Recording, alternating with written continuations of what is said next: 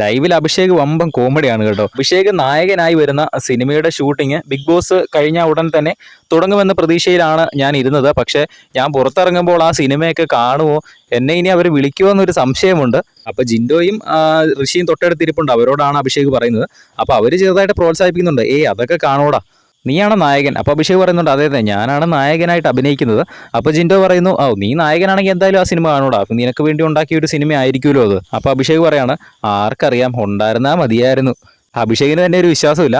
അഭിഷേക് നായകനായി വരുന്ന സിനിമയാണ്, പക്ഷേ അഭിഷേകിന് വലിയ ധാരണയൊന്നും ഇല്ല എന്ന് തോന്നുന്നു. ആ ഒരു രീതിയിലാണ് അഭിഷേക് പറയുന്നത്.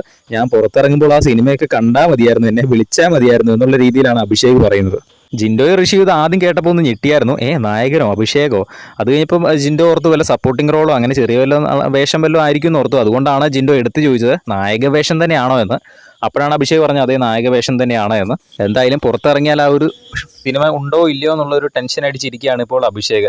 എന്തായാലും ബിഗ് ബോസിന്റെ ലൈവിൽ ഇപ്പോൾ ചെറിയൊരു ശോകാവസ്ഥയിൽ പൊയ്ക്കൊണ്ടിരിക്കുകയാണ്. പ്രത്യേകിച്ച് അവിടെ ആൾക്കാരുടെ എണ്ണം കുറഞ്ഞു വരുവാണല്ലോ, അപ്പോൾ കണ്ടന്റും തീരെ കുറഞ്ഞു വരും. എന്തായാലും ബിഗ് ബോസിന്റെ കൂടുതൽ അപ്ഡേറ്റുകൾക്കായിട്ട് ചാനൽ ഒന്ന് സബ്സ്ക്രൈബ്